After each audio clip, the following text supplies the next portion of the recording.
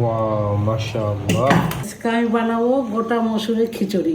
সরিষার তেল পরিমাণ মতো, এই যে মোটা করে কাটা রসুন, মোটা করে কাটা পেঁয়াজ, এই যে কাঁচামরিচ পরিমাণ মতো, যে যেমন ঝাল খায়, তেজপাতা এগুলো দিয়ে দিলাম, গোটা জিরা, দারচিনি 2 টুকরা, ছোট এলাচ,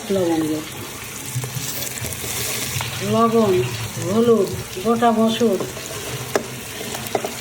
আদা বাটা। ভাজা শেষ, এখন আমরা গরম পানি দিয়ে দেব। 4টা আমরা শীষ দেব।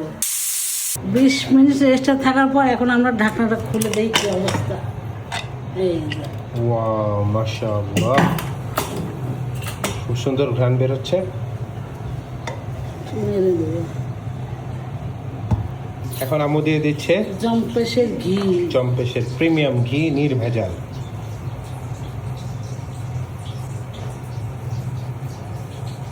এখন আমরা ঢেকে দেব।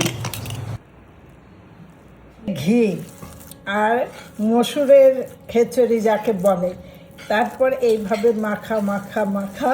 এই খিচুড়ির মেইন স্বাদ হয় কখন, যখন এইভাবে আপনারা মাখাবেন। আপনাদের বাসায় যদি গোটা মসুর না থাকে, যে কোনো ডাল ব্যবহার করে এই সেম রেসিপি কপি করে খাবেন।